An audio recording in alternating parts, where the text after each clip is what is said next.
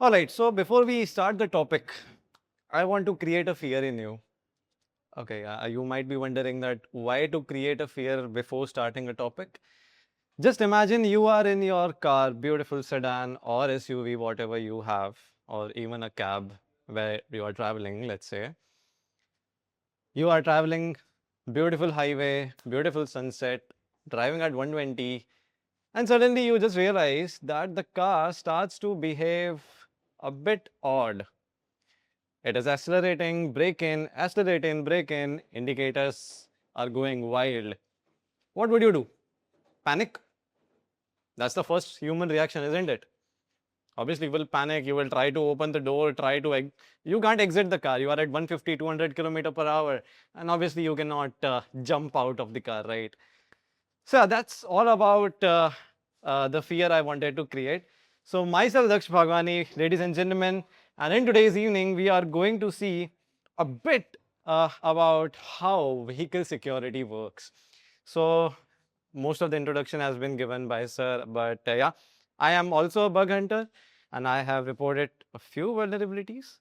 Uh, Along with that, I'm currently researching for under automotive security research as well as post quantum cryptography.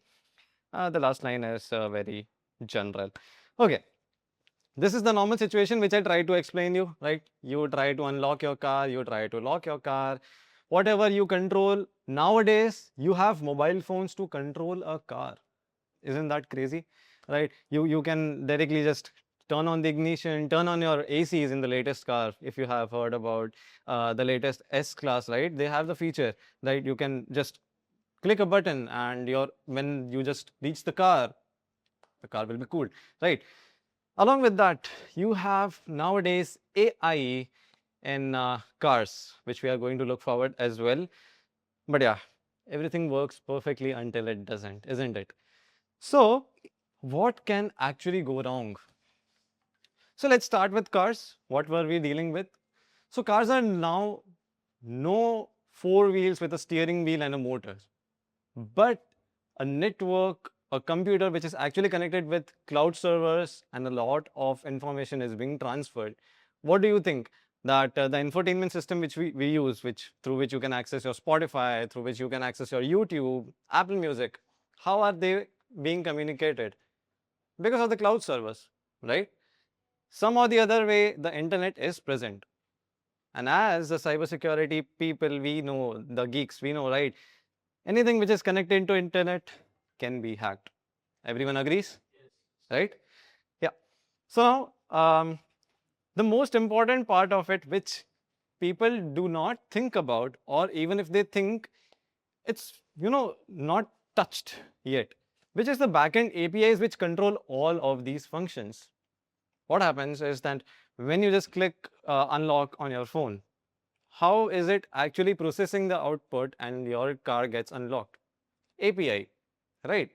So this is how basic things work. Along with that, these cloud servers have our own personally identifiable informations, which can include what? Vehicle IN numbers, our personal data as name, etc., address, GPS, live location, even the live camera feed, which if you guys have researched or are car enthusiast, B6E, which is the latest car model of Mahindra, has live camera feed, and 24 hours, like until the car is on, obviously, it sends all the feed of whatever action you are doing to the cloud server. Isn't that crazy? What if someone just tries to intercept and call that API, and he is able to track your location, track your movements wherever you're going? Isn't that risky? Yeah. So this is the actual fear. Yeah. So now, where can these APIs go wrong? You might be thinking that we have advanced technologies, we have authorization, authentication. Okay, cool. But do you ever think that car companies focusing more on the OEM side, more on the hardware side, more on the performance side would actually give or care about these authorization issues, right? So this is the problem where us as an hacker can try to just tweak, play, hack, and again repeat, right? So authentication issues such as we can try to log in or bypass the authentication, right? What we can do is, let's say I have a car. If you guys have heard about Kia, there was a recent bug, not very recent, but 2024, which included that with just the vehicle plate number which you have, let's say MH01 999 or 999, whatever it is, you can actually control the car. You can get the information, you can lock, unlock the door, whatever you want through the APIs. So this is where APIs play a very important role. So let's understand that understand the importance that APIs and these numbers are not just simple numbers, but a critical information, critical identity of every single car. If for the people who do not know much, cars do contain a component which is unique called VIN numbers. So these numbers are unique for each and every car and cannot repeat again and again. Okay, so there are some big digits along with multiple special characters. We don't have to worry about it. I mean, we do, but not right now. Okay. So this is a normal request, right? As you can see, it simply just looks like there is a get request, simple. We are trying to access a vehicle whose VIN number is 123 and we try to unlock it. On the other hand, what if I modify it? And as I told, these car manufacturers do not care about the security. What they care is about the performance, how fast can the car run. That's it, right? But do you know what's the impact of it? With this single thing, with this single tweak, you just unlock someone's car. Crazy, isn't it? So now, let's understand this by a simulation, how this works. Okay. So here is a very base model of Tesla. Yeah, this is Tesla. You can laugh on it. This is a very bad simulation. Let's ignore that. Okay, so on the left hand side, there is a panel. It acts as your mobile interface. This is the actual car which will behave like a real car, and function like a real car. Okay, and this is all the activities, although it's a bit jumbled. Okay. So now, before moving forward, let's understand how the communication happens in cars. Okay.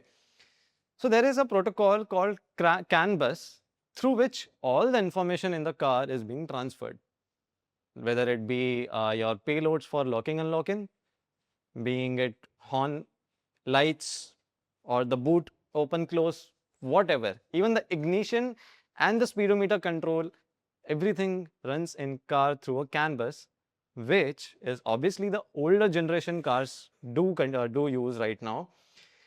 But yeah, still they are vulnerable, right? So let's understand how this works. Okay. So let's say I have this mobile interface. I try to lock the car, and as you can see over here, it has successfully locked, and this is how a normal mobile application and car transmission works. But what happens in the back end? When I sent the request from my mobile phone, an API call was generated. Let me just zoom in. So can you see the latest API call at this timestamp? It says API vehicles. This thing is the VIN number, which I told was unique for every car. And this, what it tells us to lock, right? Along with that, how did it actually work? So it actually just sent a payload for every special function, being it locking, unlocking, or horn. A car contains a special CAN ID. So if you can see this thing 0x321, this is the CAN ID for each and every feature which you are using, and this is the payload for locking and unlocking. And as I have also performed unlocking, so you can see the difference. The CAN ID remains the same because the feature is same, but what action which we are trying to do is different, right? For locking, it's 01 some random digits and 02 for unlocking, right? So this is how actually a simple car works. Okay, although the payloads might be too complex, but in a simplified way, it looks like this. Okay, so before moving forward, let's understand how this car would look like. A lot of things, yeah. So these are few of the components which generally cars contain. As I told, this is the CAN network or the CAN bus which is running throughout the system, throughout the car, and controls every other ECU. What is an ECU? ECU is a component in car which controls every function, as I told, lock, unlock, on, and again boot, open, close. Right. So every ECU has its own mechanism, its own job to do, and the CAN bus is responsible to send messages throughout to control it. Okay, that's pretty much simple. Now let's understand few definitions or few things that what are the functions of these ECUs. As you can see, one is the GPS, obviously for the live tracking, body control for each and every mechanism which we are doing, open, lock, unlock, horn, boot, open, close again. OTA, anyone knows about OTA? Familiar? Over the air update. Okay. So OTA updates are the most critical part of every vehicle. So now, why? We have seen our phones being updated, right? Any patch or any kind of vulnerability or even a small bug is there, right? It just asks us to update. What if we don't? It doesn't care, right? Similarly, but we cannot see that in cars. Cars have forced OTA updates where they have to do it because in these cars, the telemetries, as I told, that however you control the Spotify apps or the YouTube apps, right, or even Apple Music, all these features, along with all the car features, combine, and obviously the developer may not have paid attention while generating it, and small error which would have been developed by the time is fixed because of these OTA updates. Okay. Next comes the infotainment system or the telemetry, which is responsible for all the communication which is happening in the car to the network. And yeah, that's pretty much it. Although there are a lot of things which have been mentioned, but yeah, that's pretty much it. So let's understand what happens in the infotainment system, right? When we actually generate or when we perform any kind of action, what is actually happening? This is Spotify. Okay. Yeah, doesn't looks like Spotify, but yeah, don't mind the graphics. So let's say I just click on play. Before that, let me just open the telemetry. I just hit on play. As you can see, it had generated a post request for whatever song I needed, right? What is it telling? API media play, right? It's asking me, asking the cloud that the user has requested this song, just play it, right? So even any kind of function you are doing, even forwarding the song or backward, anything, each and everything is controlled by these APIs, right? We have heard a lot about APIs now, but where are the attack part, right? How are we actually going to see that how is this vulnerable? Yeah, we are just controlling these things. We are just seeing and analyzing. But where does this attack part lie, right? So these are few of the attacks which I'm going to explain. One of the most important and the most repeated attack is replay attack. So replay attack is basically nothing. You guys have used key fob for locking and unlocking the car. So it runs on a specific frequency. Okay. And it runs on frequent like in India or Asia, it runs on 431 megahertz. So the transmitter transmits the frequency, car is the receiver, it receives, and there is some challenge response part which is being played between the key fob and obviously the car, and after that the car gets unlocked. That's the basic mechanism. But what if I appear from nowhere with a hack RF1 device and I just try to intercept the same request it was transmitting? I have your request and I can unlock your car. And yeah, say goodbye to your 1 crore or 2 crore car, whatever you have, right? I just had to buy a 25 or 35,000 device just to hack your single car, which was worth 2 crore or 3 crore. Right? So this is how it basically works. So let's actually run this attack and understand whatever things are happening. On the parallel, I have this thing which is called can dump. Okay, so let me explain what this is doing.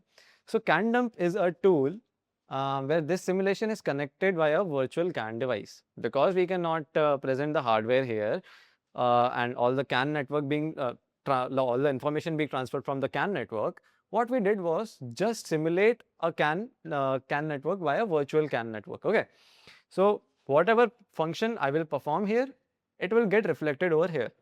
Okay, so let me just first clear this out for you. Yeah, fresh. So when I just attack this, I start this attack, what's happening is it will generate all the kind of requests within the car which has been generated. Yeah. So as I explained, replay attack, it's basically for unlocking or locking the car, right? So as you can see, the API activity which has been generated is obviously from the mobile phone, right? It is using the same API by replaying it, and the CAN activity, as you can see, it is trying to unlock the car. Now, this is very easy to imagine, but in real life, there is a small twist, which is rolling codes. So obviously, few of the car manufacturers are not dumb enough that they will not understand that, oh, replay attacks can actually affect our cars. So what they have done is that they have included a very small protocol called rolling codes, where let's say I have digit 1 and you have digit 1, right? Then only I can talk to you. Then only I can unlock the car. This is how it works. If the key fob has 1 and the car has 1, then only they can unlock or lock the car. So both of them works in the sync. So it's like 2, 2, 3, 3 and simultaneously. And if the sync goes off, both of them has to be reset, either the key fob or the car, right? So this is how it works. Now, what is happening in the car? Yes, obviously multiple unlock payloads, API request has been sent. So it will try to replay all the kind of request and unlock the car, right? Now let's understand what impact did it make, right?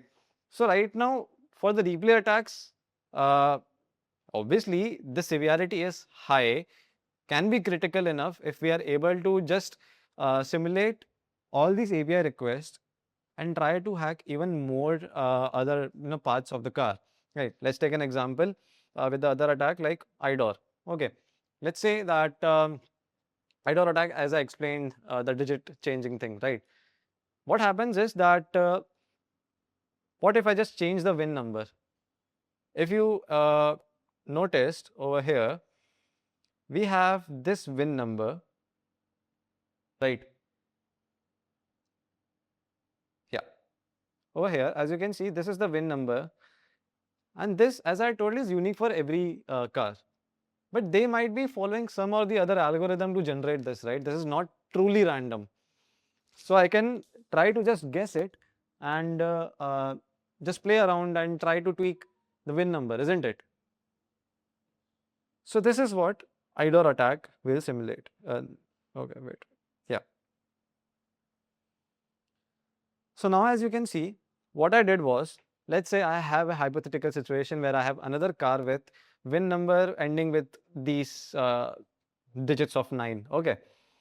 And it actually exists. I tried to brute force, I tried to understand the VIN number psychology, all the algorithms which are being developed, right?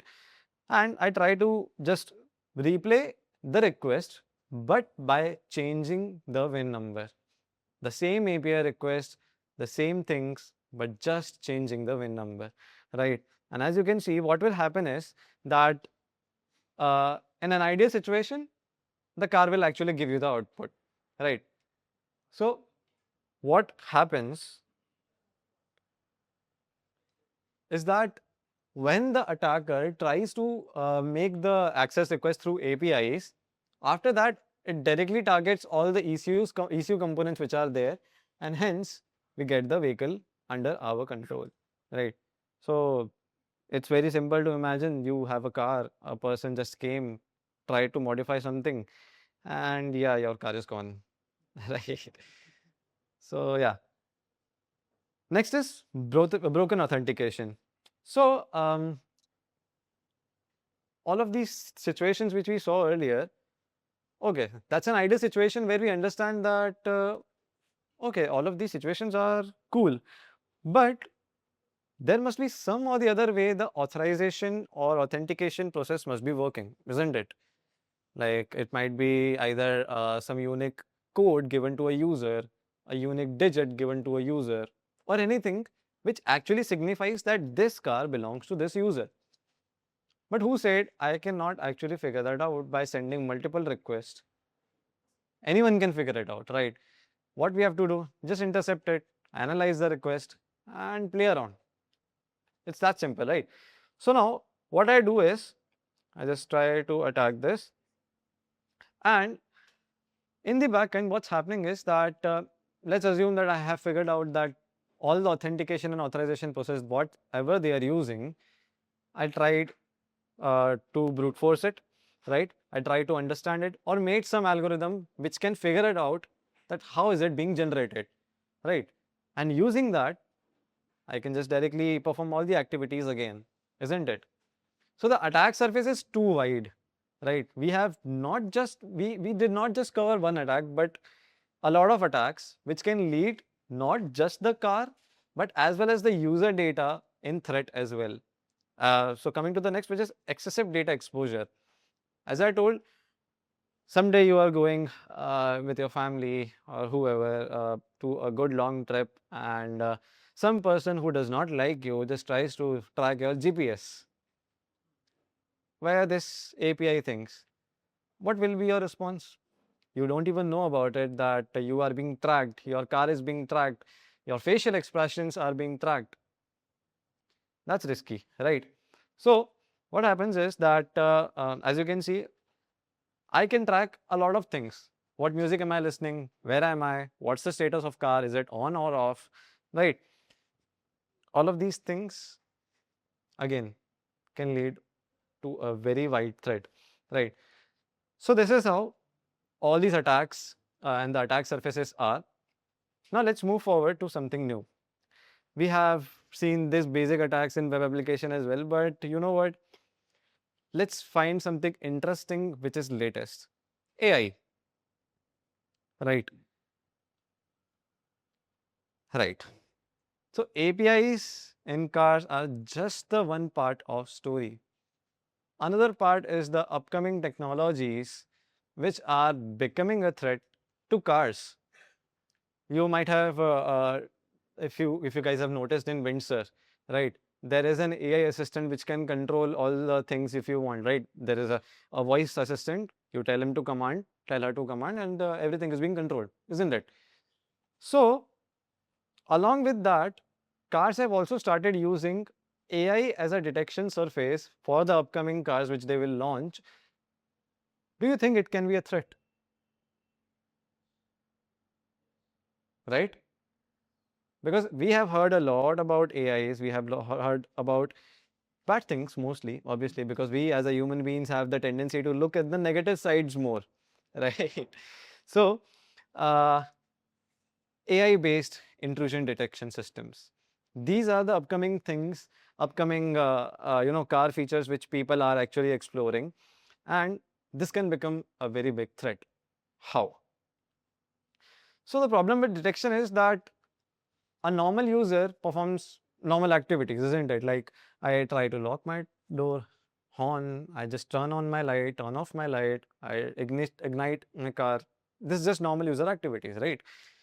But but AI cannot detect the difference in these cases because it requires a lot precise detection. The payloads which we saw in this previous simulation, as you can see,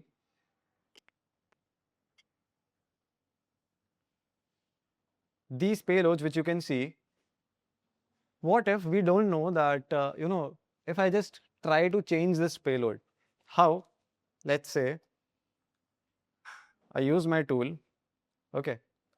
can send, where this will send the can command, which I will be telling it to perform.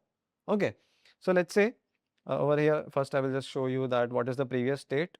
It ended over 500, which is some or the other activity which we saw from the attack, might be locate, to locate the vehicle. Okay, and what I do is I just try to send my command to this car. Okay, by just sending, this is the um, yeah, this is the can ID, and along with that the payload. So the payload would be something like 01, and just copy it. Okay, what if we don't know that this payload, which I can actually send or I can tweak, has some hidden feature? We never know, because we definitely know in web applications developers leave few or the other things which might be not intentionally left, but during the development they might have forgotten to remove it, right? Similarly, what do you think? Cars can't have that? Yeah, they can. So let's say if I tweaked something in from the middle, I tried, I brute forced it, and I figured out that there is another feature which is leading some of the activity, right? I just hit enter, and yeah, obviously it gets log whatever activity I have performed. And if this activity actually is legit, this will lead the car to perform some or the other action, right? Hmm. So moving forward, as I tweaked this payload, AIs cannot detect a vast difference between these two things, right? They cannot differentiate between what is the legit request and what is a modified request. Even a smallest tweak in thousands of can requests, because a car does not stop at one request. Okay, like if I'm performing to just turn on the light, it does not stop there. It has a continuous flow of things which is running in the background, because cars contain a lot of ECUs, right? And all of them are being processed parallelly, right? So, do you think in all of these thousands or millions of requests, this one request would be actually noticed by the AI? Slight chances, very slight chances, right? So, let's understand this again with another simulation, right? So, let's assume we have another base model of a somewhat looking car. Okay, so this is the engine part, this is the steering part, this is the body ECU, this is the boot ECU, and this is the brake ECU. We have assumed that these ECUs are the basic ECUs which we include. Okay, I start the car, I am normally just functioning, I move to the drive mode, accelerate it. Okay, cool, everything is going good. I apply brake, I move the steering, right? That's what I do. Okay, so all of that things are being generated, all of the requests are being generated in the backend, right? Simple car, simple working, happy life. But now let's see, what if the attacker tries to perform an attack, and I have used three models over here, which is random forest model, isolation, and auto encoder. So these models will help us to detect different levels of attacks which we have designed, which is level 1 is not much stealth. Hence, it cannot be bypassed by the IDS, right? Second is stealth attacks, but it has it has its own twist in it, that mainly with the advanced AI detection tools or the advanced AI IDS, obviously it's detectable, but with these tools or the models which I have generated, might miss it, right? Along with that, level 3 is the full stealth mode, where whatever model we choose, these attacks can definitely fail. Okay. And last one is the level 4, where we are actually impacting the vehicle by either braking, opening the door, etc. etc. Right. So let's start with level 1. I'm using random forest model. It's the very base model. If you guys have researched on AI or something, this is a very base model which is being used everywhere. Okay. So let's say if I just click on launch attack, okay, the attack is happening, it's flooding, right? Crazy. 500 packets have been injected. So in the real life scenario, what will happen is between thousands and millions of canned requests, this single request will be present in between the legit request or the normal requests, right? Unnoticeable, isn't it? Now, if we see the idea statistics that okay, it says that it's a normal attack, it's a normal vibe, it's not too much critical, right? And the anomaly score which we get is 6.3. Even though what we did was we just tried to flood the can, and what it does is that it tries to just manipulate the car from performing its actual actions to whatever command which we are forcing it to do, right? Now, let's say if I try any other model like autoencoder.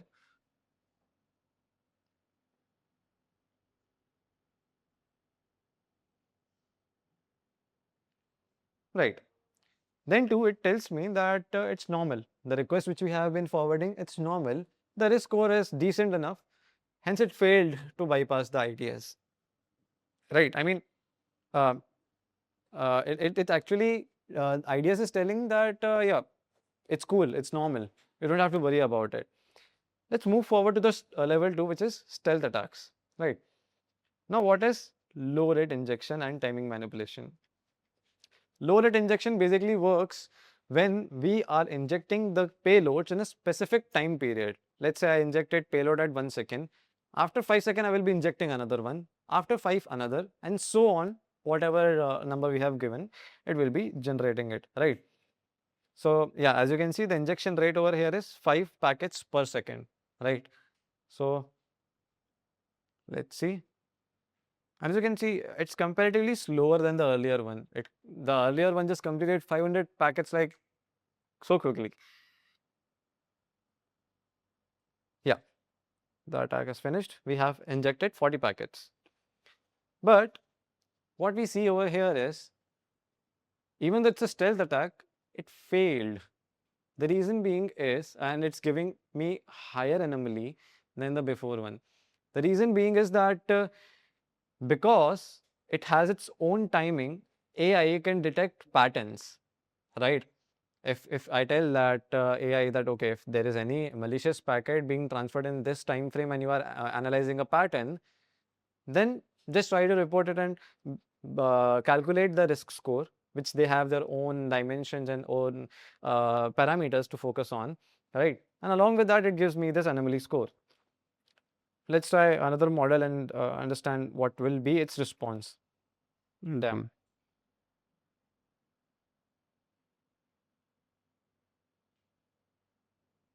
Yeah. Now, as you can see, it also gave me a very similar response, but in the start, it was speaking to malicious because it wasn't sure enough that the patterns it has noticed is actually legit or not, right? An AI can detect multiple packets but can be wrong enough or can be right enough. It has a 50-50% chance to tell me that, okay, this is an attack or not an attack, obviously, right? Now, let's move forward to level 3, which is extreme stealth, which means it cannot be detected by an IDS, right? So, let's use again random forest. The most famous one is payload similarity attack. What is payload similarity? Okay, the request which I presented earlier, in which I was just modifying a few things in the payload, that is basically payload similarity attack. Now, what's happening is that the car doesn't know. Let's say the car knows just this thing that let's say this is the unlock command. Okay, so the car knows that other than any 0, 2 or bunch of zeros, only if this payload is there, then only the car will unlock. For the others as well, if they have initials as 0, 2 and others if they have random digits, then to the car will unlock, right? Let's assume the car has some functionality like this. So what will happen is that an attacker can try to just tweak that payload, create a very similar payload uh, with initial 0, 2 and try to attack the car, isn't it? And he can successfully bypass and just try to unlock the door. So let's launch this attack.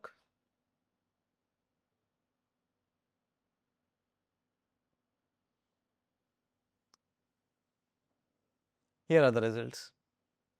And as you can see, an AI just failed to do that very miserably, right? It was able to not detect all the payloads. Let's check what payloads we have injected, right? So let me just zoom in a bit. So as you can see that this was my CAN ID, this was my payload, right?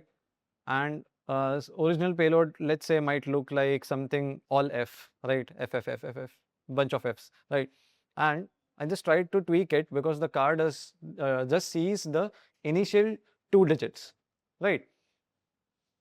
And this is how we actually inject it and bypass the IDS, right? So this is how AI fails here, right? Now let's actually look into the impact analysis of what things has happened and of the previous attacks which has happened, right? So let's take for the latest one. So we have used the random forest model. These are the AI analytics or the IDS analytics which it has given to me. Okay. So the confidence score initially before the attack started was 95% that all of these requests are legit.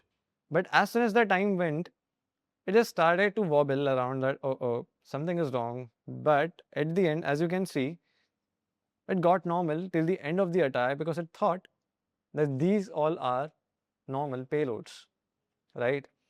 But the anomaly score was, just trying to detect it, but it failed at the end because of the risk score which was being calculated in the backend, right? So as you can see, it peaked to 44, 42, and so on, and then it dropped to like, nah, bro, chill, the car is safe, right?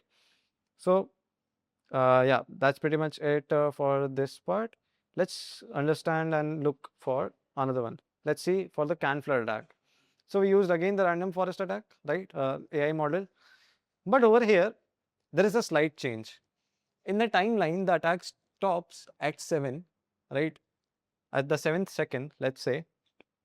And as you can see, the confidence score dropped to 77%.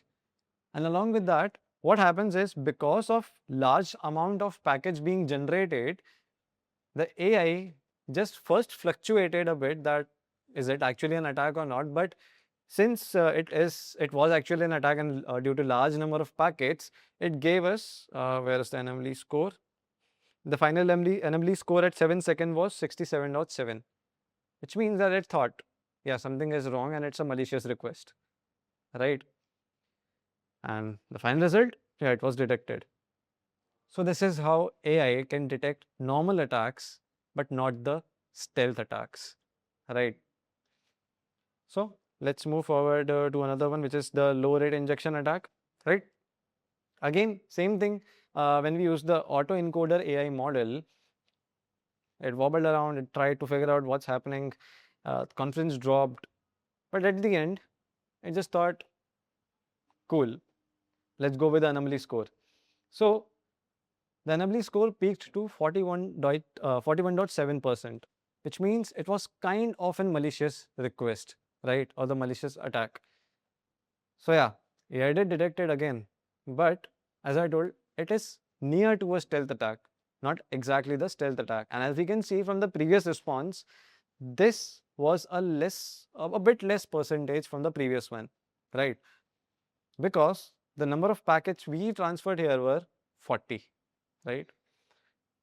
So this is how AI can work in different models, in different kind of stealth attacks which are being performed on car, right?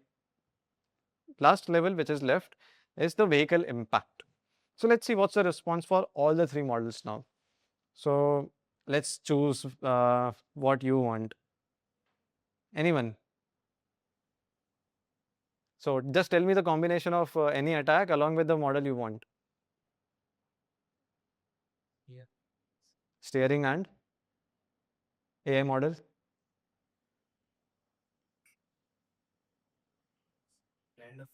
Random forest, okay, or random and auto encoder. Okay, so yeah, let's just perform this attack. Okay, pretty great. Let's go with the auto encoder one.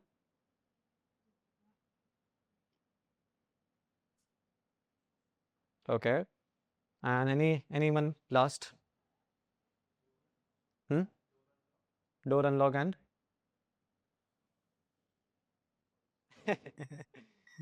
let's take isolation first. Okay. Okay. So yeah. So we have done all these three attacks. Let's go back and analyze it. Okay.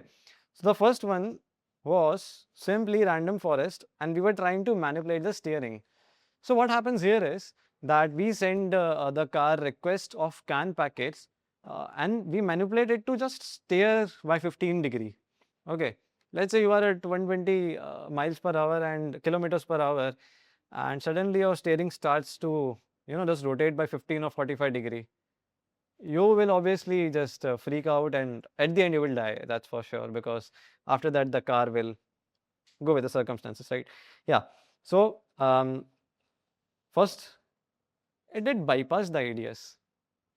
Even though the impact was there and it was a malicious request, it bypassed the IDS. The reason being is that as a normal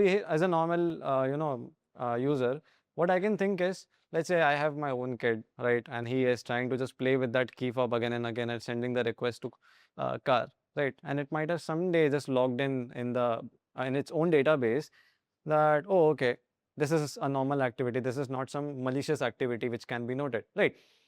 So this due to this reason, the AI thought that, okay, this is a very normal thing, and henceforth we can just leave it.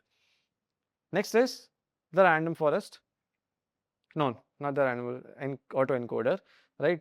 Over here we could see that the anomaly score which we detected was a bit less. And as I told, every AI idea has its own parameters and own way to calculate the risk, right? So what was the analysis was that initially it thought that, okay, the confidence is dropping down from 98, and at the end, with the end of the attack, the confidence score dropped down to 74%, leading that yes, there might be something wrong. But as the attack ended, the confidence score scooped to 86.28. What it says is, as it thought it's an attack, it's a malicious one, but at the end, it just thought that, okay, it's just random, buttons or random activities which are being happening, not following certain pattern. And as I told, AIs follows pattern, right? So that's why it just bypassed the IDS once again, and here we go, right? And the last one, which was the door unlock attack and isolation forest. Over here, we also noticed very similar, you know, results, right? So, but at the end, who cares? It just bypassed the IDS. I was able to unlock the door, and yeah, car is gone. Bye bye. Right. So that's pretty much it for this AI part, right?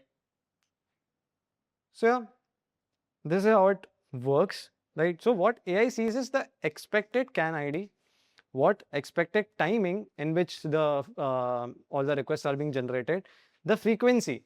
As I told, when I was injecting a low rate injection attack, it was generating in a frequency of 5 packet per second, right? So it just tries to check and analyze the patterns of the frequency. But what AI does not see is what's the attacker's intent, what is the attack type it is using, and how far can it go to actually just make it happen, right? So the closer an attack looks to normal communication, the harder it becomes to detect. This is the statement I would like to give. So yeah, different systems, same mistakes, API trust requests and AI trust prompts and only the alerts or the past logs which they have. Both trust input, but more than they should. Any questions? So, I'm new to this car APIs and I haven't gone to any of the requests. So, first of all, I like to understand what is the difference between Win ID and Can ID. Okay, so Win ID is basically how a car is getting categorized. Like, let's say that you have your own car. How is it unique? Right? It has its own unique ID. Let's say you have your own unique name, right?